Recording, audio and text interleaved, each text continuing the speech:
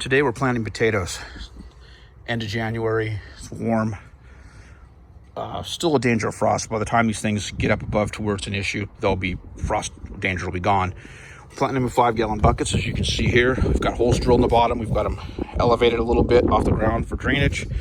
What we do is we put 4 inches of dirt in, put our potato in, we fill it up another 6 inches here, let it grow. When it gets up above the top, we'll fill it again with dirt up to here, just a couple inches below the rim, and then we'll mulch this top right here, top 2 inches or so with some mulch to keep it all damp, and that'll grow our potatoes. So keep an eye out for that in a future video, and we'll see how they do. So anyway, that's potato 101. We're going to get those things going here. We got some seed potatoes starting to get some little sprouts on them. We're going to stick them in the ground today and get them going.